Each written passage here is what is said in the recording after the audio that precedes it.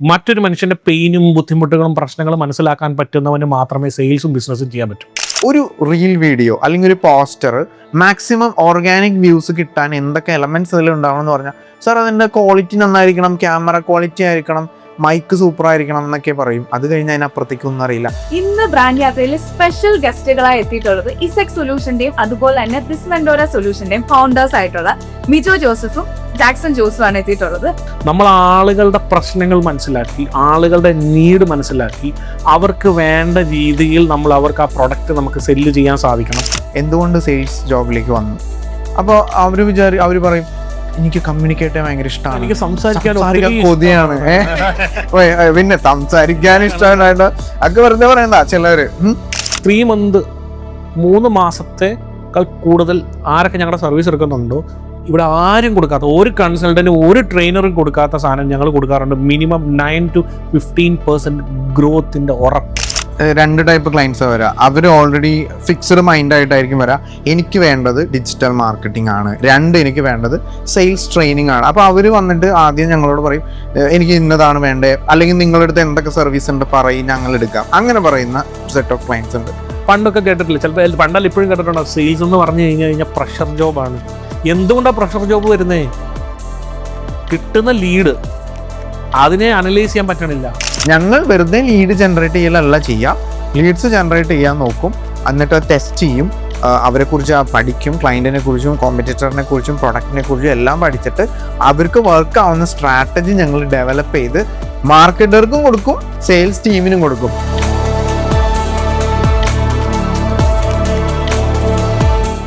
Hello everybody, this is Meenakshi Ashokan and you are watching a brand new episode of Brand Yatra. ഇന്ന് brand യാത്രയിൽ special ഗസ്റ്റുകളായി എത്തിയിട്ടുള്ളത് ഇസെക് സൊല്യൂഷന്റെയും അതുപോലെ തന്നെ ബിസ്മെന്റോറ സൊല്യൂഷന്റെയും founders ആയിട്ടുള്ള മിജോ ജോസഫും ജാക്സൺ ജോസും ആണ് എത്തിയിട്ടുള്ളത്. Hi Mijo sir and Jackson sir. നമസ്കാരം. ഹായ് സർ, എന്തൊക്കെയുണ്ട് വിശേഷം? വിശേഷം നല്ലത് തന്നെയല്ലേ? കാരണം ഓണം വന്നുകൊണ്ടിരിക്കുന്നു, അങ്ങനെ വളരെ വിശേഷങ്ങളായിട്ടുള്ള കാര്യങ്ങൾ നടക്കുന്നു, ബിസിനസ് നല്ലപോലെ നടക്കുന്നു. ഞാൻ ആദ്യമായിട്ട് ഇങ്ങനെ രണ്ടുപേരെ കാണുമ്പോൾ ആരെ നോക്കണം എന്നുള്ളൊരു കൺഫ്യൂഷൻ. ആദ്യമായിട്ടാണോ 2 പേരെ വെച്ച് ഇന്റർവ്യൂ ചെയ്യുന്നത്?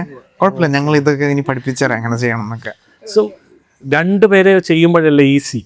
2 തലത്തിൽ സംസാരിക്കാൻ പറ്റും, 2 തലത്തിൽ മനസ്സിലാക്കാൻ പറ്റും, 2 എക്സ്പെർട്ടൈസ്.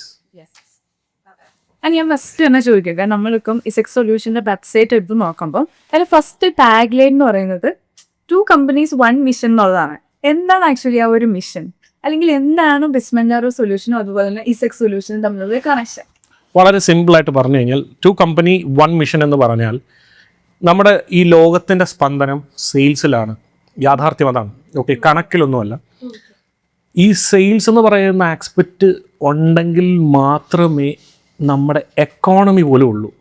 ഓക്കെ, സോ ഈ എക്കോണമിയെ നിലനിർത്തുക, അതിന് വേണ്ടത് റൈറ്റ് ആയിട്ടുള്ള പ്രൊഡക്റ്റീവായിട്ടുള്ള ആളുകളെ ട്രെയിൻ ചെയ്യുക എന്നുള്ളതാണ്.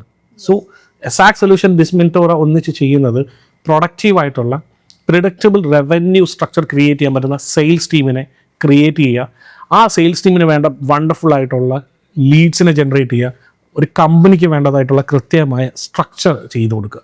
ഇതാണ് ഞങ്ങളുടെ 1 mission എന്ന് പറയുന്നത്. അപ്പോൾ പ്രഡിക്റ്റബിൾ ഗ്രോത്ത് എന്ന് പറഞ്ഞൊരു ടേം യൂസ് ചെയ്തു. ആക്ച്വലി എന്താണ് പ്രഡിക്റ്റബിൾ ഗ്രോത്ത് എന്ന് പറയുന്നത്? നമ്മുടെ ബിസിനസ് ഓണേഴ്സിന് വേണ്ടി അതൊന്ന് എക്സ്പ്ലെയിൻ ചെയ്യണം. നോർമലി പ്രഡിക്റ്റബിൾ ഗ്രോത്ത് എന്ന് പറയുന്നത് എന്താ, ഓരോരുത്തർക്കും ഡിഫറെൻറ്റ് ഡയമെൻഷൻ ആണ്. ചിലവരെന്ന് പറഞ്ഞാൽ അവർ ഗോൾ ഉള്ള ബിസിനസ് ഓണേഴ്സ് ഉണ്ടാവും. ഒരു വർഷം ഇത്ര CR ബിസിനസ് ചെയ്യണം, കമ്പനി ഇത്ര ബ്രാഞ്ചസ് ഗ്രോ ചെയ്യണം, സ്റ്റാഫുകൾ ഇങ്ങനെ ഡെവലപ്പ് ചെയ്യണം, ഇത്ര സർവീസസ് പ്രൊവൈഡ് ചെയ്യണം. ചില കമ്പനികൾക്ക് ഈ ഗോൾ അങ്ങനെ ഉണ്ടാവില്ല, പക്ഷെ ഒരു ഗ്രോത്ത് അവർ എക്സ്പെക്ട് ചെയ്യുന്നുണ്ട്, ഇൻകം വരുന്നുണ്ടെങ്കിൽ അതാണ് അവരുടെ ഗ്രോത്ത്. അപ്പോൾ ഇറ്റ്സ് ഡിപ്പെൻഡ് ഓൺ ഓരോ ബിസിനസ് ഓണറിൻ്റെ. പക്ഷേ ഇവിടെ ഒരു പ്രശ്നം എന്താണെന്ന് വെച്ചാൽ, ഗോൾ ഉള്ളവർക്കായാലും ഇല്ലാത്തവർക്കായാലും അവരുടെ ആ ഒരു റവന്യൂ സ്ട്രീം അല്ലെങ്കിൽ ആ ഒരു അവർ എക്സ്പെക്ട് ചെയ്യുന്ന മണിയാണല്ലോ എല്ലാത്തിൻ്റെ ബേസിക്, അത് കൃത്യമാവണമെന്നില്ല. ഈ ഒരു മാസം നല്ല ബിസിനസ് നടക്കും, അടുത്ത മാസം ഒന്നുമില്ല എന്ന് പറയും ചിലവർ. ചിലപ്പോൾ കടമെടുത്തിട്ടായിരിക്കണം സാലറി പോലും കൊടുക്കുന്നത്. അങ്ങനെ ഒരു സിറ്റുവേഷനിലേക്ക് പോവാം.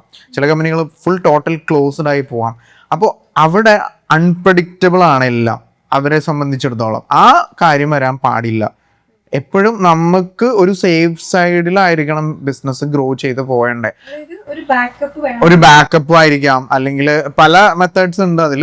ബാക്കപ്പിനേക്കാളൊക്കെ അപ്പുറം നമുക്ക് പറയാൻ ഏറ്റവും എളുപ്പം എന്ന് പറയുന്നത്, ഒരു കമ്പനി ഓടിക്കുന്നതിനൊരു ചെലവുണ്ടല്ലേ.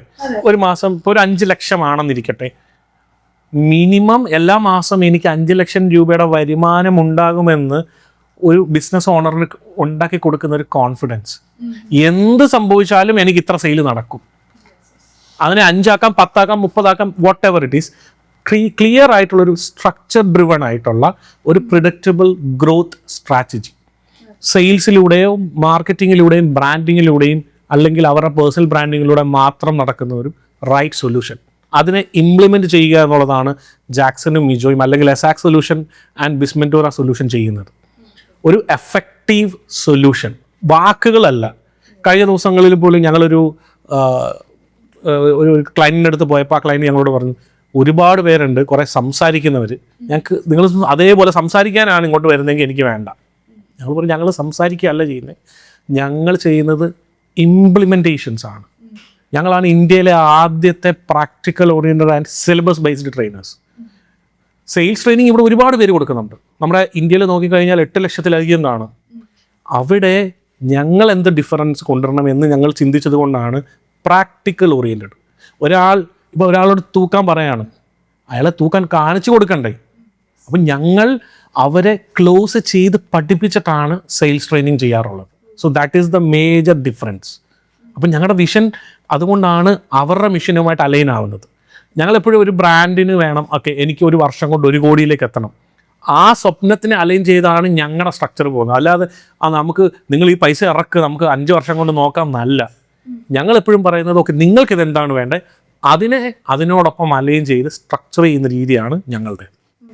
ഞാൻ ചോദിക്കട്ടെ, ഇപ്പോൾ ഒരു ക്ലയന്റ് വന്നിട്ട് ക്ലയന്റ് ഇത്ര രൂപ റവന്യൂ വേണം എന്ന് ആവശ്യപ്പെടാറുണ്ടോ? ഉണ്ട്. അങ്ങനെ ആവശ്യപ്പെടാറുണ്ട്. 2 ടൈപ്പ് ക്ലയൻസ് വരാം. അവർ ഓൾറെഡി ഫിക്സ്ഡ് മൈൻഡ് ആയിട്ടായിരിക്കും വരാം.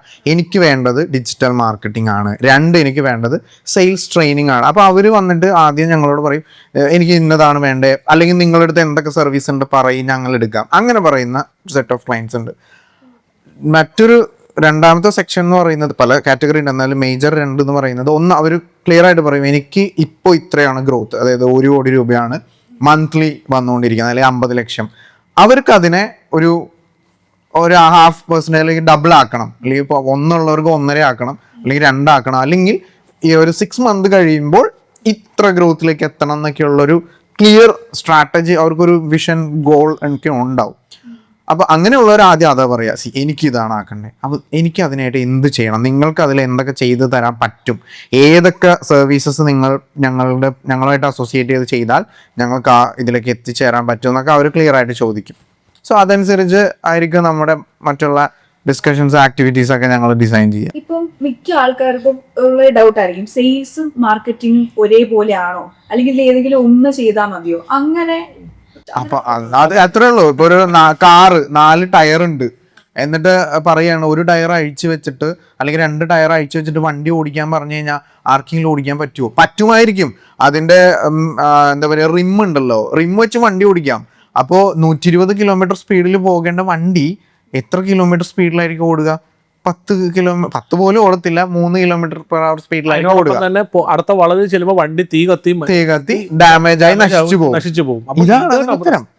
ഈ സെയിൽസും മാർക്കറ്റിങ്ങും 2 ഇന്നും പല ബ്രാൻഡുകളും പറയാറുണ്ട്, സെയിൽസുകാരെ ഞങ്ങളുടെ മാർക്കറ്റിംഗ് ടീം എൻറ്റയർലി ഡിഫറെന്റ് ആണ്, sales team entirely different. Main ആയിട്ട് ഈ കോൺസെപ്റ്റ് പറയുന്നത് B2B ബിസിനസ്സുകാർ, അതായത് ഞാൻ പറയാം, for example products, oil sell ചെയ്യുന്നവർ അല്ലെങ്കിൽ മെഡിസിൻ സപ്ലൈ ചെയ്യുന്നവർ, അവർ പറയുന്നത് ഞങ്ങളുടെ മാർക്കറ്റിംഗ് ടീമാണ് ഇത് ചെയ്യുന്നത്. ആക്ച്വലി ഇവിടെ എന്താ സംഭവിക്കുന്നത് വെച്ചാൽ, ഇവർ ഒരു ആൾ പോകുന്നു, അവിടെ പ്രൊഡക്റ്റിനെ കുറിച്ച് പ്രസന്റ് ചെയ്യുന്നു, ദെൻ അവർക്ക് പ്രൊഡക്റ്റ് സെല് ചെയ്യുന്നു. ആക്ച്വലി അവിടെ നടക്കുന്നത് എന്താ, സെയിൽസ് ആണ്. മാർക്കറ്റിംഗ് എന്ന് പറയുന്നത് പ്രൊഡക്റ്റിനെ കുറിച്ചുള്ള അവയർനെസ് കസ്റ്റമറിലേക്ക്, എൻഡ് യൂസറിലേക്ക് എത്തിക്കുന്ന ഒരു കാര്യമാണ്. 2 കൂടി ഒരാൾ ചെയ്യുന്നത് കൊണ്ട് തെറ്റൊന്നുമില്ല, പക്ഷെ കമ്പനിക്ക് ബോധ്യം ഉണ്ടാവണം 2 ഡിഫറെന്റ് ആസ്പെക്റ്റ് ആണെന്നും. മാർക്കറ്റിംഗ് ജസ്റ്റ് പോയി സംസാരിക്കൽ മാത്രമല്ല, മാർക്കറ്റിംഗ് ചെയ്യാൻ വേറെ ഒരുപാട് മീഡിയംസ് ഉണ്ട്, അതും കൂടി ചെയ്യണം എന്നുള്ള ഒരു നോളജ് ഉണ്ടായാൽ മതി. മാർക്കറ്റിങ്ങിനും സെയിൽസിനും 2 ഡിഫറെന്റ് സ്ട്രാറ്റജീസ് ആണ്. ഓക്കെ, സെയിൽസ് എന്ന് പറയുന്നത് നമ്മൾ ആക്ച്വലി നമുക്ക് പറയാം sales is equal to relation making, ഒരു ബന്ധം ഉണ്ടാക്കലാണ്, പൈസ ഉണ്ടാക്കലല്ല.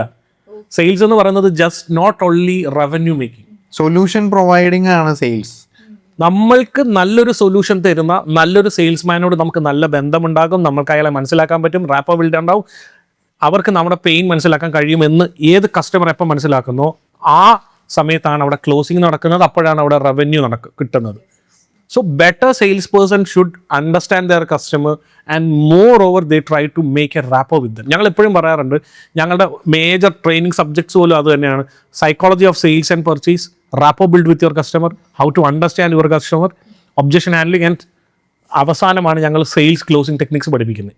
ഇത്രയും കോറായിട്ട് ഞങ്ങൾ വാല്യൂ പ്രൊവൈഡ് ചെയ്യുന്നത് അതിൻ്റെ റീസൺ അത് തന്നെയാണ്. കാരണം നല്ലൊരു മനുഷ്യന് മറ്റൊരു മനുഷ്യൻ്റെ പെയിനും ബുദ്ധിമുട്ടുകളും പ്രശ്നങ്ങളും മനസ്സിലാക്കാൻ പറ്റുന്നവന് മാത്രമേ സെയിൽസും ബിസിനസ്സും ചെയ്യാൻ പറ്റൂ, നല്ലൊരു വ്യക്തിത്വത്തിന് മാത്രം.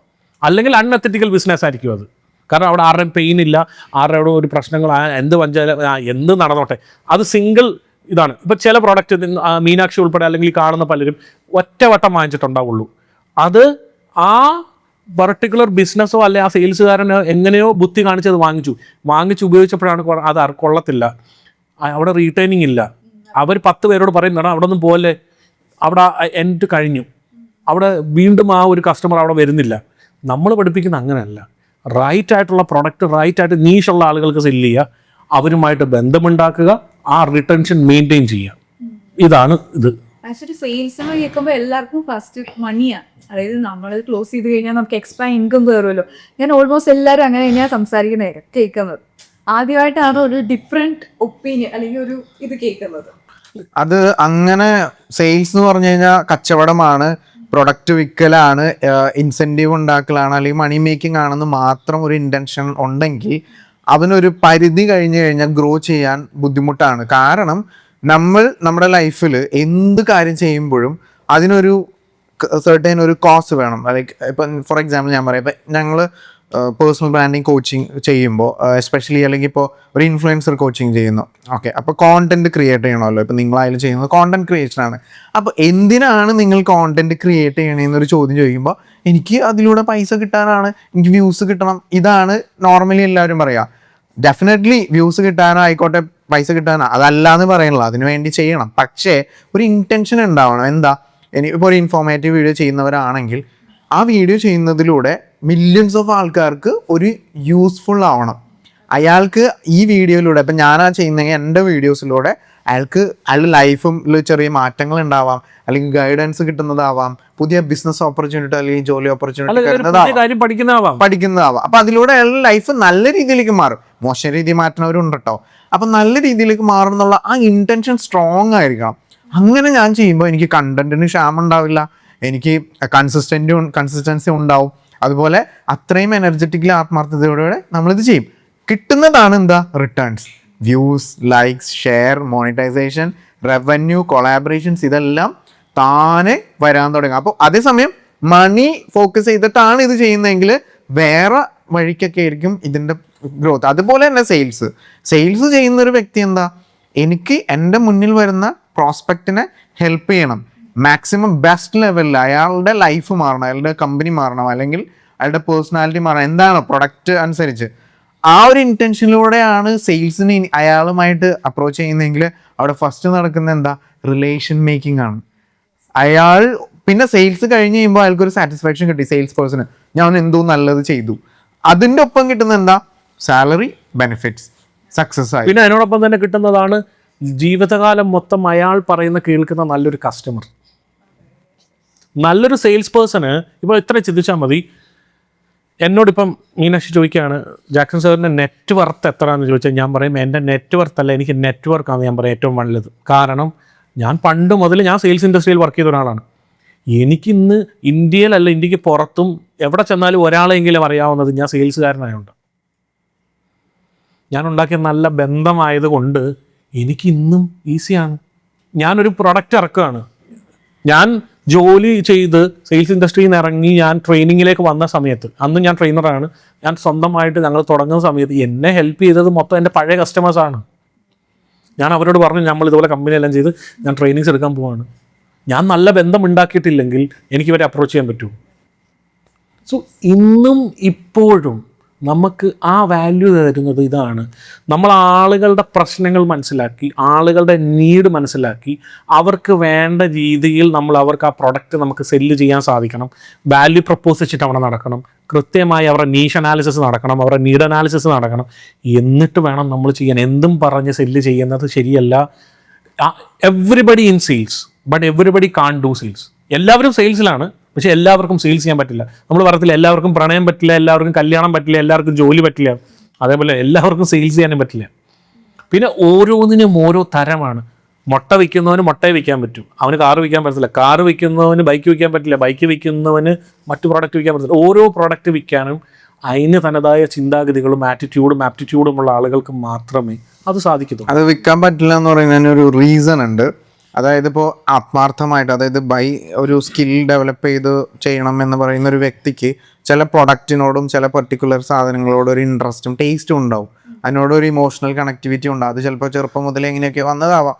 സിമ്പിളായിട്ട് ഒരു എക്സാമ്പിൾ പറഞ്ഞാൽ, കാറിനെ പ്രണയിക്കുന്ന ഒരു വ്യക്തി, അവൻ ചെറുപ്പം മുതലേ ഭയങ്കരമായിട്ട് കാർ എന്തൂസിയാസ്റ്റ് ആയിരിക്കും, ഓടിക്കുന്ന കാര്യത്തിലായാലും അതിന് മെക്കാനിക്കൽ ലെവലിലൊക്കെ ആയിരിക്കും. അങ്ങനെ ഒരു വ്യക്തിക്ക് കാർ സെല്ല് ചെയ്യാൻ ഭയങ്കര ഇൻട്രസ്റ്റ് ആയിരിക്കും, അയാൾക്ക് അതിനോട് ഭയങ്കര ഇഷ്ടമായിരിക്കും. അതേസമയം അവനോട് യാതൊരുവിധ ബന്ധമില്ലാത്ത ഒരു IT പ്രൊഡക്റ്റോ എന്തെങ്കിലും ചെയ്യാൻ പറയുമ്പോൾ സെല്ല് ചെയ്യാനൊക്കെ സ്കിൽ വൈസ് നമ്മൾ ട്രെയിൻ ചെയ്താൽ ചിലപ്പോൾ ചെയ്യും, പക്ഷെ ഈ പറഞ്ഞ കാർ സെല്ല് ചെയ്യുന്ന ആ ഒരു ലെവലിൽ ചെയ്യാൻ പാഷൻ ഉണ്ടാവില്ല. അതാണ് ഇത്. അതായത് നമ്മളിപ്പോൾ എന്തൊരു കാര്യം ചെയ്താലും നമുക്ക് ഇഷ്ടത്തോട് ചെയ്യുകയാണെന്നുണ്ടെങ്കിൽ നമുക്ക് അതിന്റെ റിസൾട്ട് ഉണ്ടാവും. ആ ഇഷ്ടം ഇല്ലാതെയാണ് ഇന്ന് പല സെയിൽസ് പേഴ്സണും പല കമ്പനിയിലും വർക്ക് ചെയ്യുന്നത്. കാരണം എളുപ്പത്തിൽ ജോലി കിട്ടുന്ന ഒരു മേഖലയാണ് സെയിൽസ്, കാരണം ആളെ കിട്ടാനില്ല. അതുകൊണ്ട് അപ്പോൾ ബുദ്ധിമുട്ടുണ്ടാവുന്നത് ബിസിനസ് ഓണർക്ക്. ഇതിൻ്റെ അകത്ത് ഞാൻ ഈ ചലഞ്ച് ഏറ്റവും കൂടുതൽ അനുഭവിക്കുന്നതും ബിസിനസ്സുകാരാണ്. കാരണം അവരുടെ HR അവർ പറയുന്നു ഓക്കെ പെട്ടെന്ന് സെയിൽസ് ടീമിനെ വേണം, പരസ്യം ഇടുന്നു, കുറേ ആൾക്കാർ വരുന്നു. അപ്പോൾ HR പ്രഷറിൽ HR ചുമ്മാ ആൾക്കാരെ എടുത്തിടുന്നു, 3 മാസം പരീക്ഷിക്കുന്നു. ഈ 3 മാസം ഇവർക്ക് വെറുതെ സാലറി കൊടുക്കുന്നു, ഈ 3 മാസം കഴിയുമ്പോൾ ഇവർ പോകുന്നു. ഈ കമ്പനിക്ക് വരുന്ന ഈ ഹെവി ലോസ് ആര് തീർക്കും? റൈറ്റായിട്ട് ആൾക്കാരെ കൃത്യമായി അവരുടെ സൈക്കോളജി അനാലിസിസ് ചെയ്തിട്ട് വേണം നമ്മൾ ഇന്ന് സ്റ്റാഫിനെ എടുക്കാൻ വേണ്ടി. ഞങ്ങൾ ഹയറിംഗ് സപ്പോർട്ട് വരെ ചെയ്യുന്ന ഒരു ബ്രാൻഡാണ്. ഏതൊരു ബ്രാൻഡിനും അവർക്ക് വേണ്ട ആളുകളെ കൃത്യമായി കണ്ടെത്തി അവരെത്ര നാൾ നിൽക്കും, അവർക്ക് എത്രത്തോളം ആവശ്യമുണ്ട്, അവർക്ക് ഈ ജോലി എത്രത്തോളം ആവശ്യമുണ്ട്, അവന് പണത്തിൻ്റെ എത്ര ആവശ്യമുണ്ട്, അവൻ ഈ പ്രൊഡക്റ്റ് പഠിക്കാനുള്ള ആറ്റിറ്റ്യൂഡ് ഉണ്ടോ എന്നുള്ളതെല്ലാം കൃത്യമായി അനലൈസ് ചെയ്തിട്ടാണ് ഞങ്ങൾ ഒരാളെ ഒരു കമ്പനിയിലേക്ക് സെയിൽസ്മാനിലേക്ക് എടുക്കുന്നത്. കാരണം ഒരു കമ്പനിയുടെ ഏറ്റവും ക്രീം പീപ്പിൾസ് ആണ് സെയിൽസുകാർ. അവരില്ലെങ്കിൽ ആ കമ്പനിയേ ഇല്ല. വണ്ടർഫുൾ ലോജിസ്റ്റിക്സ് ഉണ്ട്, വണ്ടർഫുൾ ആയിട്ടുള്ള ബ്രാൻഡിങ് ഉണ്ട്, വളരെ അടിപൊളി ഇൻഫ്രാസ്ട്രക്ചർ ഉണ്ട്. ഇത് സെല് ചെയ്യാൻ ആളില്ലെങ്കിൽ കാശ് ഉണ്ടാക്കാൻ പറ്റുമോ? പറ്റത്തില്ല. അപ്പോൾ സെയിൽസുകാരെ വളരെ മനോഹരമായിട്ട് വെക്കുകയും അവരെ ഏറ്റവും നല്ല ആൾക്കാരെ എടുക്കുക വേണ്ടേ. സെയിൽസ് എന്ന് പറയുന്നത് വൈറ്റ് കോളർ ജോബ് തന്നെയാണ്. പണ്ടായിരുന്നു ഞങ്ങളൊക്കെ തുടങ്ങിയ കാലത്തായിരുന്നു സെയിൽസിലാന്ന് പറയുമ്പോൾ പെണ്ണ് കിട്ടത്തില്ല എന്ന് പറയുന്നത്. കാരണം ഇന്ന് ഒരു കമ്പനിയുടെ ഫൗണ്ടർ ഉണ്ടാക്കുന്നതിനേക്കാൾ കൂടുതൽ പൈസ ഒരു സെയിൽസുകാരന് ഉണ്ടാക്കാൻ പറ്റും. അത് നേരത്തെ മീനാക്ഷി ചോദിച്ച ഇൻസെൻറ്റീവ് വഴി. അത് ആ പ്രൊഡക്റ്റിനോടുള്ള സ്നേഹവും കസ്റ്റമറെ മനസ്സിലാക്കാനുള്ള മനസ്സുള്ളവനും അവൻ ചെയ്യുന്ന തൊഴിലിനോട് അവന് പൂർണ്ണ ആത്മാർത്ഥത ഉണ്ടെങ്കിൽ അവന് ചെയ്യാൻ പറ്റും. ഇല്ലാത്ത ആൾക്കാർ എവിടെ പോയാലും സസ്റ്റെയിൻ ചെയ്യത്തില്ല. ഇങ്ങനെ 2 മാസം കഴിയുമ്പോൾ ഇങ്ങനെ ചാടിക്കൊണ്ടിരിക്കും, വെട്ടലി ചാടുന്ന പോലെ. ഒരു കാര്യമില്ല, വേസ്റ്റാണ് അവർക്ക്. പിന്നെ സെയിൽസ് ടീമിനെ ഇപ്പോൾ ഹയർ ചെയ്യുന്ന കാര്യം പറഞ്ഞു. ഇപ്പോൾ ഞങ്ങളുടെ ക്ലയൻറ്റ് ഞങ്ങൾ ഭയങ്കരമായിട്ട് അപ്രിഷ്യേറ്റ് ചെയ്യാറുണ്ട്. ഇപ്പോൾ റീസെൻ്റ്ലി ഞങ്ങളുടെ ഒരു ക്ലയൻ്റ് ഉണ്ട്. അവർ പറഞ്ഞാൽ നിങ്ങൾ ചെയ്ത ഹയറിങ് ലൈക്ക് വണ്ടർഫുൾ ഹയറിങ് ആണ്, അത്രയും പെർഫെക്റ്റ് ആയിട്ടുള്ള സ്റ്റാഫിനെ കിട്ടി. എന്തുകൊണ്ട്? അപ്പം ഞങ്ങളാണ് ഫസ്റ്റ് ലെവൽ ഫിൽട്ടർ ചെയ്യുന്നത്. അപ്പം ഞങ്ങൾക്ക് അതിന് കുറച്ച് ട്രിക്സ് ഉണ്ട്, നമ്മുടെ ഒരു എക്സ്പീരിയൻസിൽ ചെയ്യുന്നതാ. ഒരു 3-4 മേജർ ക്വസ്റ്റ്യൻസ് ഉണ്ട്. ആ ക്വസ്റ്റ്യൻ ചോദിക്കുമ്പോൾ തന്നെ അവരിൽ നിന്ന് കിട്ടുന്ന റിപ്ലൈ കൊണ്ട് നമുക്ക് അവരെ അനലൈസ് ചെയ്യാൻ പറ്റും. അവർ ആക്ച്വലി ജോബിന് ഫിറ്റ് ആണോ, അത് വെറുതെ വന്ന് ഫേക്ക് ചെയ്തിട്ട് എന്തെങ്കിലും ജോലി കിട്ടിയാൽ മതിയോ എന്ന് വരുന്നവരാണോ എന്ന്. പലപ്പോഴും ബിസിനസ് ഓണേഴ്സിന് അവരുടെ പ്രഷർ കൊണ്ടും അല്ലെങ്കിൽ അവിടുത്തെ HR-ന് ചിലപ്പോൾ അവർക്ക് അറിയാത്തത് കൊണ്ടാവാം, പ്രഷർ കൊണ്ടാവാം, അവർ വേഗം ഇനി ഇതുകൾ കിട്ടിയില്ലെങ്കിലോ എന്ന് പറഞ്ഞിട്ടാണ് അവർ അധികം അങ്ങനെയുള്ള ക്വസ്റ്റ്യൻസിലേക്ക് പോകാതെ ടെക്നിക്കൽ ക്വസ്റ്റ്യൻസ് ആയിരിക്കും അവർ ഫോക്കസ് ചെയ്യുന്നത്. ടെക്നിക്കലി പ്രൊഡക്റ്റ് അറിയാമോ, ഓക്കെ അത് തെറ്റാണെന്നല്ല, പ്രൊഡക്റ്റിൻ്റെ ടെക്നിക്കൽ നോളജിന് ഉള്ള ക്വസ്റ്റ്യൻസ് ചോദിക്കുന്നത്. പക്ഷേ അതല്ലാതെ സെയിൽസ് പീപ്പിൾ, മറ്റുള്ള സ്റ്റാഫ് ദാറ്റ്സ് ഫൈൻ, പക്ഷേ സെയിൽസ് സ്റ്റാഫിന് എടുക്കുമ്പോൾ സൈക്കോളജിക്കലി അവർ ഫിറ്റ് ആണോ, ഇതിനെ പെർഫോം ചെയ്യാൻ പറ്റുന്നവരാണോ എന്ന് ചെക്ക് ചെയ്യണത് ഭയങ്കര മാൻഡേറ്ററി കാര്യങ്ങൾ. അതിനകത്ത് ഞങ്ങൾ സാധാരണ ചോദിക്കുന്ന ക്വസ്റ്റ്യൻ ആണ്, ചുമ്മാ ഫസ്റ്റ് ക്വസ്റ്റ്യൻ ബേസിക്കലി സിമ്പിളായിട്ട് ചോദിക്കുന്ന ക്വസ്റ്റ്യനാണ്, എന്തുകൊണ്ട് സെയിൽസ് ജോബിലേക്ക് വന്നു? അപ്പോൾ അവർ പറയും, എനിക്ക് കമ്മ്യൂണിക്കേറ്റ് ചെയ്യാൻ ഭയങ്കര ഇഷ്ടമാണ്, എനിക്ക് സംസാരിക്കാൻ കൊതിയാണ്, പിന്നെ സംസാരിക്കാൻ ഇഷ്ടമായിട്ട് ഒക്കെ വെറുതെ പറയുന്ന ചിലര്.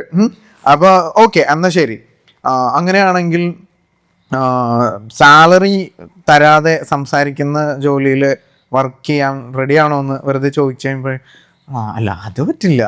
കാരണം ശമ്പളം വേണം. പാഷനേറ്റ് ആയിട്ട് ഒരാളാണെങ്കിൽ ചിലപ്പോ, അതായത് സെൽഫായിട്ട് അയാൾ ഇങ്ങനെ പറഞ്ഞ ജോലി കുറച്ച് നാളൊക്കെ ചെയ്തെന്നൊക്കെ ഇരിക്കും.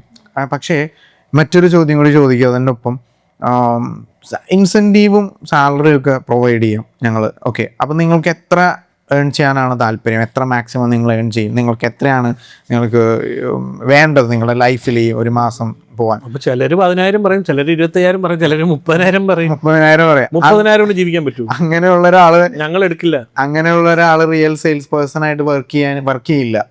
അയാളുടെ സൈഡിൽ നിന്ന് ഒരു ഇൻപുട്ട്, അയാളുടെ സൈഡിൽ നിന്ന് നമുക്ക് വേണ്ട ഒരു സെയിൽസ് ഇൻപുട്ട് റിസൾട്ട് അയാളിൽ നിന്ന് കിട്ടില്ല.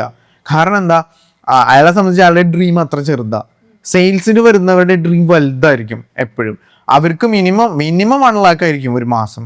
സാലറി 20,000 ഉള്ളൂങ്കിലും ഇൻസെൻറ്റീവും എല്ലാം കൂടി കൂടിയിട്ട് മിനിമം 1 lakh എങ്കിലും അച്ചീവ് ചെയ്യണമെന്ന് ആഗ്രഹം ഉണ്ടാവും. അപ്പം അങ്ങനെയുള്ളവർ പെർഫോം ചെയ്യാനുള്ള അവർക്കൊരു ഫെസിലിറ്റി കൊടുത്തു കഴിഞ്ഞാൽ അവർ കത്തിക്കയറും. അവർ പഠിക്കും, അവർ പ്രൊഡക്റ്റ് അനാലിസിസ് ചെയ്യും കൃത്യമായിട്ട്. അവർ ടെൻസ്ഡും ആയിരിക്കും. ഇപ്പൊ പണ്ടൊക്കെ കേട്ടിട്ടില്ല, ചിലപ്പോൾ പണ്ടല്ല ഇപ്പോഴും കേട്ടിട്ടുണ്ടോ, സെയിൽസ് എന്ന് പറഞ്ഞു കഴിഞ്ഞാൽ പ്രഷർ ജോബാണ്. എന്തുകൊണ്ടാണ് പ്രഷർ ജോബ് വരുന്നേ? കിട്ടുന്ന ലീഡ് അതിനെ അനലൈസ് ചെയ്യാൻ പറ്റണില്ല, അതിനെ കറക്റ്റായിട്ട് ക്വാളിഫൈ ചെയ്യാൻ പറ്റുന്നില്ല, ഫോളോ അപ്പ് ചെയ്യാൻ പറ്റുന്നില്ല. ഒരു 5 പേരുടെ നിന്ന് നോ കേട്ടാൽ പോയി. അന്നത്തെ ദിവസം ഇനി എന്നെ കൊണ്ട് പറ്റുമെന്ന് തോന്നുന്നില്ല, നമ്മുടെ പ്രൊഡക്റ്റ് കൊള്ളത്തില്ല, നമ്മുടെ പ്രൊഡക്റ്റിൻ്റെ കോസ്റ്റ് കൂടുതലാണ്, നമുക്ക് കോമ്പറ്റീറ്ററാണ്. എടീ, ഈ മാർക്കറ്റിൽ എല്ലാവർക്കും ഉള്ള പ്ലേസ്മെൻ്റ് ഉണ്ട്. Everybody have their placements. എങ്ങനെ സംസാരിക്കുന്നു, എങ്ങനെ പിച്ച് ചെയ്യുന്നു എന്നുള്ളതിലാണ്. ഇപ്പം ഇതിനകത്ത് ഏറ്റവും വലിയൊരു സിംപ്ലസ്റ്റ് സാധനം എന്ന് പറയുന്നത്, ഞാനും വിജയോടെ പോയി ഞങ്ങളുടെ പ്രൊഡക്റ്റ് പിച്ച് ചെയ്താൽ, ഞങ്ങൾ 100 പേരോട് പിച്ച് ചെയ്താൽ 100 ക്ലോസ് ചെയ്യും. പക്ഷേ ഞങ്ങളുടെ സ്റ്റാഫ് പോയാൽ ചിലപ്പോൾ 99 പോവും, 1 ക്ലോസ് ആവത്തുള്ളൂ. കാരണം അത് പിച്ച് ചെയ്യുന്ന ഡിഫറൻസ്, അല്ലെങ്കിൽ ആ നമ്മൾ കൊടുക്കുന്ന ഒരു വാല്യൂ ഉണ്ട്. ആ വാല്യൂ കസ്റ്റമർ മനസ്സിലാക്കുക എന്നുള്ളതാണ് അടിസ്ഥാനം. അത് ഇത്രയേ ഉള്ളൂ. അതിൻ്റെ ഒരു ബേസിക് സംഭവം എന്ന് വെച്ചാൽ, ഇവർ ഉദ്ദേശിക്കുന്ന ഒരു സാലറി ഇവർക്ക് കിട്ടുന്നുണ്ടാവും. അതായത് സെയിൽ ക്ലോസ് ചെയ്താലും ക്ലോസ് ചെയ്തില്ലെങ്കിലും ഒരു മിനിമം സാലറി, അതുകൊണ്ട് അവരുടെ ലൈഫ് മുന്നോട്ട് പോകുന്നുണ്ടാവും. അപ്പോൾ പിന്നെ അവർക്ക് അതിനപ്പുറത്തേക്ക് ഒരു എഫേർട്ട് എടുക്കാൻ പിന്നെ അവരെ മോട്ടിവേറ്റ് ചെയ്യിക്കില്ല, കംഫർട്ട് സോണിലേക്ക്. അപ്പോൾ അവർ പറയും ലീഡ് കൊള്ളത്തില്ല സാർ, അതുകൊണ്ടാണ് സെയിൽ കൺവേർട്ട് ആവാത്തത്, അല്ലെങ്കിൽ മറ്റ് പല പ്രൊഡക്റ്റിൻ്റെ ഇഷ്യൂസ് പറയും, പല കാര്യങ്ങൾ പറയും. അപ്പോൾ ബിസിനസ് ഓണർ കൺഫ്യൂസ്ഡ് ആവും, ആക്ച്വലി എൻ്റെ പ്രൊഡക്റ്റ് മോശമാണോ, അത് വേറെ എന്തെങ്കിലും ഇഷ്യൂ ആണോ? അങ്ങനെ ഇതൊരു കാരണം മാത്രമാട്ടോ സെയിൽസ് നടക്കാത്തതിൻ്റെ. വേറെ ഇതുപോലെ മൾട്ടിപ്പിൾ പ്രോബ്ലംസ് ഉണ്ട്. കസ്റ്റമർ ജേർണി ആരും നോക്കാത്ത, ഒരുവിധം ബിസിനസ്സുകാർ ചെക്ക് ചെയ്യാത്ത ഒരു കാര്യമാണ്. കസ്റ്റമർ ജേർണി പ്രോപ്പർ അല്ല എങ്കിൽ പോലും സെയിൽസ് ക്ലോസ് ആവില്ല. അപ്പോൾ അത് കറക്റ്റ് ചെയ്യേണ്ടതുണ്ട്. അത് ഡിഫറെൻറ്റ് കാര്യങ്ങളാണ്. ഇതിൽ ഇത്രയും പ്രോബ്ലംസിൽ 1-2 കാര്യങ്ങൾ ഞങ്ങളിപ്പോൾ ഹൈലൈറ്റ് ചെയ്തതേ ഉള്ളൂ. കാരണം ഞങ്ങൾ ഇത് ചെയ്യുന്നത്, നമ്മൾ നേരത്തെ പ്രാക്ടിക്കൽ ഓറിയൻറ്റഡ് ട്രെയിനിങ് പറഞ്ഞപ്പോൾ, ഞങ്ങളൊരു സ്റ്റാഫിനെ അനാലിസിസ് ചെയ്യും. ഞങ്ങളിപ്പോൾ ഒരു പ്രോഡക്റ്റ്, ഒരു ബ്രാൻഡിനെ കൺസൾട്ട് ചെയ്യുന്നതിന് മുമ്പ് ഞങ്ങൾ അവിടെ ഓഡിറ്റ് ചെയ്തിട്ടേ കയറത്തുള്ളൂ. ആ ഒരു ടെക്നിക്കാലിറ്റി ആദ്യമായിട്ട് കേരളത്തിൽ ലോഞ്ച് ചെയ്യുന്നത് ഞങ്ങൾ തന്നെയാണ്. ബാക്കി എല്ലാവരും ട്രെയിനേഴ്സ് വരുന്നു, ഒരു ഹോളിൽ ആളെ ഇരുത്തുന്നു, ട്രെയിൻ ചെയ്യുന്നു, പോകുന്നു. നമ്മൾ അങ്ങനല്ല. ആർക്കൊക്കെ ഇത് പറ്റും, അവിടുത്തെ പ്രോബ്ലംസ് എന്താണ്, റിയൽ ഇഷ്യൂസ് എന്താണ്, മാനേജ്മെൻറ്റും സ്റ്റാഫും തമ്മിൽ വടിയും വഴക്കും ഉണ്ടോ, മാനേജേഴ്സും തമ്മിൽ ഇഷ്യൂ ഉണ്ടോ, അവിടുത്തെ ആളുകൾക്ക് കൃത്യമായി പ്രൊഡക്റ്റ് അറിയാമോ, ഇവർ ചെയ്യുന്ന മാർക്കറ്റിംഗ് രീതി ശരിയാണോ, അതിൽ നിന്ന് വരുന്ന ലീഡുകൾക്ക് എന്തെങ്കിലും പ്രോബ്ലം ഉണ്ടോ, ഇങ്ങനെ അടങ്ങുന്ന റൈറ്റ് ആയിട്ടുള്ളൊരു പ്രൊസീജിയറിലൂടെ ഇതിനെ ഓഡിറ്റ് ചെയ്ത് അവരുടെ സൈക്കോളജി അനാലിസിസ് ചെയ്ത് ഇൻഡിവിജ്വൽ ബ്രേക്ക് സെഷൻ എടുത്ത് അവരെ റിപ്പോർട്ട് വെച്ചിട്ടാണ് ഞങ്ങൾ അവിടെ കൊടുക്കുന്നത്. ഓക്കെ, നിങ്ങളുടെ കമ്പനിയുടെ പ്രോബ്ലംസ് ഇതൊക്കെയാണ്, നിങ്ങൾക്ക് മാർക്കറ്റിൽ ഇത്ര ഗ്യാപ്പുകളുണ്ട്, നിങ്ങളുടെ ആളുകൾ ഇപ്പോൾ 10 പേരുണ്ടെങ്കിൽ ഞങ്ങൾ പറയും ഓക്കെ, ഈ 5 പേര് നല്ലതാണ്, ഈ 5 പേര് മോശമാണ്, നിങ്ങൾക്ക് മാറ്റാം. നമുക്കതിന് അടുത്ത് പുതിയ ആളെ എടുക്കണമെങ്കിൽ നമുക്ക് ആളെ എടുക്കാം എന്ന് പറയുന്നൊരു റൈറ്റ് ആയിട്ടുള്ളൊരു ഡെറിവേറ്റഡ് ഒരു ഓഡിറ്റ് റിപ്പോർട്ട് കൊടുത്തിട്ടാണ് ഞങ്ങൾ എൻട്രി ചെയ്യുക. ഞങ്ങൾ പഠിക്കാതെ ഞങ്ങൾ പോയി കയറിയിട്ട് പ്രഹസനം കാണിക്കുന്ന പരിപാടി ഞങ്ങൾക്കില്ല. അതെ, കോൺസെപ്റ്റ് ഇത്രയേ ഉള്ളൂ. അത് എന്തുകൊണ്ടാണെന്ന് വെച്ചാൽ നമുക്കും ഓഡിറ്റ് ഒന്നും ചെയ്യാതെ സർവീസ് കൊടുക്കാം. അപ്പോൾ അവിടെ കമ്മിറ്റ്മെന്റ്സ് ഉണ്ടാവില്ല. നമ്മൾ സർവീസ് അവരാവശ്യപ്പെടുന്നത് കൊടുക്കുന്നു, അതിന് ഓഡിറ്റ് ചെയ്യേണ്ട ആവശ്യമില്ല. ശരിയാണ്, അവരാവശ്യപ്പെടുന്നു, നമ്മളത് കൊടുത്തു, നമ്മളത് ക്ലീൻ ആയിട്ട് സർവീസ് എൻഡ് ചെയ്തു, പേയ്മെന്റ് വാങ്ങിച്ചു കഴിഞ്ഞു. പക്ഷേ നേരത്തെ ചോദിച്ചില്ലേ, ഒരു ബിസിനസ് ഓണർ വന്നിട്ട് എനിക്ക് ഇത്ര എമൗണ്ടിലേക്ക് എത്തണം, റിസൾട്ട് ചോദിക്കുമ്പോൾ ആ റിസൾട്ട് ചോദിക്കുമ്പോൾ ഒരിക്കലും സർവീസ് കൊണ്ടുപോയി കൊടുത്തിട്ട് കാര്യമില്ല. ആദ്യം ഫോർ എക്സാമ്പിൾ ഇപ്പോൾ ഒരു ഡോക്ടറിൻ്റെ അടുത്ത് നമ്മൾ പോകുമ്പോൾ എന്തുകൊണ്ടാണ് അവർ ആദ്യം നമ്മളെ ചെക്ക് ചെയ്യും, ക്വസ്റ്റ്യൻസ് ഒക്കെ ചോദിക്കും, ഡയഗ്നോസ് ചെയ്യും കൃത്യമായി. എന്നിട്ട് അവർ സ്കാനിങ് വേണ്ട സ്ഥലത്ത് സ്കാനിങ് പറയാം. അല്ലാതെ വെറുതെ കയറി സർജറി ചെയ്യാൻ പറ്റില്ല. ഉള്ളിൽ എന്താ പ്രോബ്ലം എന്ന് ബ്ലഡ് ടെസ്റ്റോ സ്കാനിങ്ങോ MRI എന്താന്ന് വെച്ചാൽ ചെയ്തതിന് ശേഷമാണല്ലോ ആക്ച്വലി എന്താ പ്രോബ്ലം എന്ന് ഐഡന്റിഫൈ ചെയ്തിട്ട് അതിനുള്ള സർജറി അല്ലെങ്കിൽ റിലവൻ്റ് ആയിട്ടുള്ള കാര്യങ്ങൾ അവർ സജസ്റ്റ് ചെയ്യുക, പിന്നെ ആക്ഷൻ എടുക്കും. അതേപോലെ തന്നെയാണ് ഞങ്ങൾ ആ ഒരു മെത്തേഡാണ് ഞങ്ങൾ ഫോളോ ചെയ്യുന്നത്. ഫസ്റ്റ് ഓഡിറ്റ് നടത്തും, ഫുൾ സ്കാൻ ചെയ്യും, വലിച്ചു കീറി മുറിച്ച് നോക്കും, എന്നിട്ട് ഇന്ന കാര്യങ്ങളാണ്, ഇന്നതാണ് നിങ്ങളുടെ പ്രശ്നം എന്ന് നിങ്ങൾ ആദ്യം അവരോട് കൺവേ ചെയ്തിട്ട് പറയും ഇന്ന സർജറീസ് ആണ് വേണ്ടത്, ഇന്ന സർവീസസ് ആണ് നിങ്ങൾക്ക് വേണ്ടത്, ഇന്ന ട്രെയിനിങ് ആണ് വേണ്ടത്, അല്ലെങ്കിൽ കോച്ചിങ് ആണ് വേണ്ടത്, അല്ലെങ്കിൽ സോഫ്റ്റ്വെയർസ് ഇംപ്ലിമെൻറ്റ് ചെയ്യണം എന്നൊക്കെ ഞങ്ങൾ പറയും. അവർ മനസ്സിലാക്കും, ഓക്കെ ശരി, ഓക്കെ ഇന്ന റിസൾട്ടിലെത്താം, അത് നമ്മൾ ഇംപ്ലിമെൻറ്റ് ചെയ്യും. ഇതാണ് നമ്മുടെ പ്രോസസ്സ്. പിന്നെ അതിനോടൊപ്പം തന്നെ ഈ പ്രോസസ്സ് കടന്നു കഴിയുമ്പോഴാണ് ചില ബ്രാൻഡുകൾ നമ്മൾ പറയാറുണ്ട്, നമ്മൾ എല്ലാവർക്കും 3 month 3 മാസത്തേക്കാൾ കൂടുതൽ ആരൊക്കെ ഞങ്ങളുടെ സർവീസ് എടുക്കുന്നുണ്ടോ ഇവിടെ ആരും കൊടുക്കാത്ത, ഒരു കൺസൾട്ടൻറ്റും ഒരു ട്രെയിനറും കൊടുക്കാത്ത സാധനം ഞങ്ങൾ കൊടുക്കാറുണ്ട്. മിനിമം 9 to 15% ഗ്രോത്തിൻ്റെ ഉറപ്പ് ഞങ്ങളുടെ MOUയിൽ ഞങ്ങൾ എഴുതി വെച്ചിട്ടാണ് അത് കൊടുക്കുന്നത്. നിങ്ങൾക്ക് മിനിമം 9 to 15% ഗ്രോത്ത് ഞങ്ങൾ തന്നിരിക്കും ഞങ്ങളുടെ സർവീസ് എടുത്താൽ. ഇത് ഡിമാൻഡ് ചെയ്യാൻ ഇവിടെ ഒരാളും ഇല്ല. കാരണം എല്ലാവർക്കും അറിയാം അത് കടത്തി അപ്പം ഞങ്ങൾ അങ്ങനെയല്ല, ഞങ്ങൾ റിസൾട്ട് ഓറിയൻറ്റഡ് ആണ്. റിസൾട്ട് കൊടുത്തിട്ട് മാത്രമേ ഞങ്ങളത് ചെയ്യത്തുള്ളൂ. ഇപ്പം സെയിൽസിന്റെ കേസ് നമ്മൾ ഇത്ര നേരം സംസാരിക്കും. ഇപ്പൊ ഡിജിറ്റൽ മാർക്കറ്റിംഗിന്റെ കേസ് ആണെങ്കിൽ ഇഷ്ടംപോലെ ടീംസ് ഉണ്ട്, എല്ലായിടത്തും ഉണ്ട്, എല്ലാവരും പറയുന്ന ഒരേ കാര്യങ്ങളായിരിക്കും. അതിൽ നിന്ന് എന്താണ് വ്യത്യസ്തത കൊണ്ടുവരുന്നത്? വ്യത്യസ്തത എന്ന് പറയുന്നത് ഇത്രയേ ഉള്ളൂ. ഡിജിറ്റൽ മാർക്കറ്റിംഗ് എന്ന് പറയുമ്പോൾ ഓൾറെഡി പഠിച്ചിട്ടുണ്ടെന്നല്ലേ പറഞ്ഞത്. എന്താ അതിൻ്റെ ടൂൾസ്? Basically ads manager. ഇപ്പോൾ നമ്മുടെ ഗൂഗിൾ ആഡ്സിലാണെങ്കിലും അതിലും ആഡ്സ് മാനേജർ സിമിലർ ആയിട്ടുള്ള ടൂൾസ് ഉണ്ട്. Basically it's tools and add money, run the ads.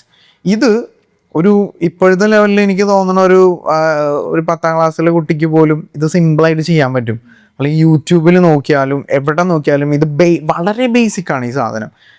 ആർക്കും റൺ ചെയ്യാം, ലീഡ്സും ജനറേറ്റ് ചെയ്യാം. പക്ഷേ ഇവിടെ ഡിഫറൻസ് എന്താണ്, ഇവിടെ ആക്ച്വലി എന്താ ചെയ്യേണ്ടതെന്ന് പറഞ്ഞാൽ, ഒരു പർട്ടിക്കുലർ കമ്പനിക്ക് പ്രോപ്പറായിട്ടുള്ള ലീഡ്സ്, അതായത് ആ വരുന്ന ലീഡ്സ് സെയിൽസ് ടീമിനെ വിളിച്ച് കൺവേർട്ട് ചെയ്യാൻ സാധിക്കണമെങ്കിൽ, അത്രയും ക്വാളിറ്റി ഉള്ള ലീഡ്സ് ജനറേറ്റ് ചെയ്യണമെങ്കിൽ ഇതിൻ്റെ പുറകെ ഒരുപാട് റിസേർച്ച് നടത്തേണ്ടതായിട്ടുണ്ട്. അത് റിസേർച്ച് നടത്തേണ്ടത് എന്താ? ഒന്ന്, നമ്മൾ ഏത് ഓഡിയൻസിലേക്കാണ് എത്തേണ്ടത്. ഈ ഡിജിറ്റൽ മാർക്കറ്റിംഗ് ചെയ്യുന്ന വ്യക്തി, ഈ ഒരു ടെക്നീഷ്യൻ എന്ന് പറഞ്ഞ ഒരാൾ ക്രിയേറ്റീവ് സൈഡിൽ അത്ര സ്കിൽഡ് ആയിരിക്കണം. ഇവിടെ most of the digital marketing ചെയ്യുന്ന പിള്ളേർക്കും എങ്ങനെയാണ് ഒരു കോണ്ടന്റ് റീച്ച് ആവുന്നതെന്ന് അറിയില്ല. ഇപ്പോൾ ഞാൻ അങ്ങനെയുള്ളൊരു നമ്മുടെ അടുത്ത് സ്റ്റാഫ് വരുമ്പോഴും നമ്മുടെ ക്ലയൻറ്റിൻ്റെ അടുത്ത് ഡിജിറ്റൽ മാർക്കറ്റിംഗ് ഇരിക്കുന്ന സ്റ്റാഫിൻ്റെ അടുത്ത് ചോദിക്കും, ഒരു റീൽ വീഡിയോ അല്ലെങ്കിൽ ഒരു പോസ്റ്റർ മാക്സിമം ഓർഗാനിക് വ്യൂസ് കിട്ടാൻ എന്തൊക്കെ എലമെൻറ്റ്സ് അതിൽ ഉണ്ടാവണം എന്ന് പറഞ്ഞാൽ, സാർ അതിൻ്റെ ക്വാളിറ്റി നന്നായിരിക്കണം, ക്യാമറ ക്വാളിറ്റി ആയിരിക്കണം, മൈക്ക് സൂപ്പർ ആയിരിക്കണം എന്നൊക്കെ പറയും. അത് കഴിഞ്ഞ് അതിനപ്പുറത്തേക്കൊന്നും അറിയില്ല. ഇതൊരു ബേസിക് കാര്യം. പക്ഷേ അതിൽ ഹുക്ക് ഉണ്ടായിരിക്കണമെന്നും, ആദ്യത്തെ 3 seconds വീഡിയോയിലാണെങ്കിൽ ആദ്യത്തെ 3 seconds ഹുക്ക് ചെയ്യുന്നതായിരിക്കണം. അത് കഴിഞ്ഞിട്ട് ക്യൂരിയോസിറ്റി ബിൽഡ് ചെയ്യുന്നതായിരിക്കണം സെക്കൻഡ് സ്റ്റെപ്പ്. അത് കഴിഞ്ഞിട്ട് പ്രോബ്ലംസ് ഉണ്ടെങ്കിൽ അത് ഐഡൻറ്റിഫൈ ചെയ്യണം. ദെൻ ആ വീഡിയോ ലാസ്റ്റ് വരെ റിട്ടൈൻ ചെയ്യാനുള്ള വേർഡ്സും ടെംപ്ലേറ്റ്സും കാര്യങ്ങളും അതിനകത്ത് ആഡ് ചെയ്തിട്ടുണ്ടാവണമെന്നും, ലാസ്റ്റ് കോൾ ടു ആക്ഷൻ കൃത്യമായിരിക്കണം എന്നുള്ള ഒരു സ്ട്രക്ചർ ഉണ്ട്. ഇതുപോലെ അറിയാതെയാണ് ഇവർ ലീഡ്സ് ജനറേറ്റ് ചെയ്യുന്നത്. അപ്പോൾ ഇവിടെ എന്താ, ബേസിക്കലി കോണ്ടന്റിനെ കുറിച്ച് അവയർനെസ് ഉണ്ടായിരിക്കണം, ടാർഗറ്റ് ഓഡിയൻസ്, അതായത് നമ്മൾ കസ്റ്റമർ ആവാനിരിക്കുന്നവരെ കുറിച്ച് പഠിച്ചിട്ടുണ്ടാവണം, കോമ്പറ്റീറ്റേഴ്സിനെ കുറിച്ച് പഠിച്ചിട്ടുണ്ടാവണം, ഇവൻ ആഡ്സ് ലൈബ്രറിനെ കുറിച്ച് അറിയാത്തവരുണ്ട്. എന്നിട്ടാണ് ആഡ്സ് റൺ ചെയ്യുന്നത്. അപ്പോൾ എന്താ പ്രശ്നം, കുറേ കാര്യങ്ങൾ അവയർനെസ് ഇല്ലാതെ ആഡ്സ് റൺ ചെയ്യുമ്പോൾ ലക്ഷങ്ങൾ ബേൺ ഔട്ട് ആവും. പൈസ ഇട്ടിട്ടാണല്ലോ ലീഡ്സ് ജനറേറ്റ് ചെയ്യുന്നത്. അപ്പോൾ ചില ബിസിനസ് കാറ്റഗറി, ഫോർ എക്സാമ്പിൾ ഞങ്ങളെപ്പോലെ B2Bയിൽ ഈ ഡിജിറ്റൽ മാർക്കറ്റിംഗ് അത്ര എഫക്റ്റീവായിട്ട് വർക്ക് ചെയ്യുപോലുമില്ല. ഹൈ ടിക്കറ്റ് സെയിൽസിന് ചില കാറ്റഗറിക്ക് വർക്കാവും. അതൊക്കെ ഡിപ്പെൻസ് ഓണാണ്. അപ്പോൾ ഇതിൽ നോളേജ് ചെയ്ത് പിന്നെ നെക്സ്റ്റ് ഇത്രയും നോളേജ് വെച്ചിട്ട് ഇനി എന്ത് ചെയ്യണം, സ്ട്രാറ്റജീസ് ഉണ്ടാക്കണം. വെറുതെ ഒരു വീഡിയോ പോസ്റ്റർ ഇടുക, ബൂസ്റ്റ് ചെയ്യുക, അല്ലെങ്കിൽ ആഡ്സ് റൺ ചെയ്ത് ലീഡ്സ് ഷീറ്റ് വഴിയോ അല്ലെങ്കിൽ വാട്സാപ്പ് വഴി കൊണ്ടുവരുന്നതല്ല സ്ട്രാറ്റജി. വേറെ ഒരുപാട് സ്ട്രാറ്റജീസ് ഉണ്ട്. അതായത് അവർ ലാൻഡിങ് പേജിൽ കൊണ്ടുവന്നിട്ട് അവരെ എഡ്യൂക്കേറ്റ് ചെയ്തിട്ട് നമുക്ക് ലീഡ് ജനറേറ്റ് ചെയ്യാം. വെബിനെയർ വഴി കൊണ്ടുവന്നിട്ട് നമുക്ക് ലീഡ് ജനറേറ്റ് ചെയ്യാം. അല്ലെങ്കിൽ അവർ നേരെ കൺസൾട്ടേഷനിലേക്ക് കൊണ്ടുവരാം. ഇനി ഇതൊന്നും വേണ്ട, AI ടൈമാണ്. ഇപ്പോൾ അവരെ ലീഡ്സ് കൊണ്ടുവന്നിട്ട് AI അവരെ ക്വാളിഫൈ ചെയ്യും. ക്വസ്റ്റ്യൻസ് ചോദിച്ചിട്ട് സാറിന് എന്ത് പ്രൊഡക്റ്റാണ് വേണ്ടത്, എന്താണ് വേണ്ടത്, സാറിൻ്റെ ഏജ് എന്താ, സാറിൻ്റെ അങ്ങനെ ക്വാളിഫൈ ചെയ്തിട്ട് പ്രോപ്പർ ക്വാളിഫൈ ആയ നമുക്ക് ആവശ്യക്കാരായ മാത്രം നമ്മുടെ സെയിൽസ് ടീം വിളിച്ചാൽ മതി. അങ്ങനെ സ്ട്രാറ്റജി ചെയ്യാൻ പറ്റണം. ഈ സ്ട്രാറ്റജി ചെയ്യലാണ് ഞങ്ങളുടെ പ്രത്യേകത. ഞങ്ങൾ വെറുതെ ലീഡ് ജനറേറ്റ് ചെയ്യലല്ല ചെയ്യുക, ലീഡ്സ് ജനറേറ്റ് ചെയ്യാൻ നോക്കും, എന്നിട്ട് ടെസ്റ്റ് ചെയ്യും, അവരെക്കുറിച്ച് പഠിക്കും, ക്ലയൻറ്റിനെ കുറിച്ചും കോമ്പറ്റീറ്ററിനെ കുറിച്ചും പ്രൊഡക്റ്റിനെ കുറിച്ചും എല്ലാം പഠിച്ചിട്ട് അവർക്ക് വർക്ക് ആവുന്ന സ്ട്രാറ്റജി ഞങ്ങൾ ഡെവലപ്പ് ചെയ്ത് മാർക്കറ്റർക്കും കൊടുക്കും, സെയിൽസ് ടീമിനും കൊടുക്കും. മാർക്കറ്റർക്ക് മാത്രം ഈ ഇത് കൊടുത്തിട്ട് കാര്യമില്ല, അത് ഫുൾ അവയർനെസ് ഈ സെയിൽസ് ടീമിന് വേണം. ഇവൻ പല കമ്പനിയിലുണ്ടല്ലോ, നിങ്ങൾ ചോദിച്ചു നോക്കിക്കോ, സെയിൽസ് ടീമിന് അറിയില്ല ഇന്ന് ഏത് ആഡാണ് പോയിക്കൊണ്ടിരിക്കണേന്ന്. അവരാ ചോദിക്കുന്നത്, സാർ ഏത് ആഡ് കണ്ടാ വന്നേ, എന്താ കണ്ടേ, അപ്പൊ തന്നെ പോയില്ലേ, അപ്പൊ തന്നെ അവിടെ പോയി. എന്താണ് ആഡിൽ പറഞ്ഞേക്കുന്നത്, എന്തിനാണ് അവിടെ കൺവേ ചെയ്തേക്കുന്നത് എന്നുള്ളത് അവർ തീർച്ചയായിട്ടും അവിടെ മനസ്സിലാക്കേണ്ടതുണ്ട്.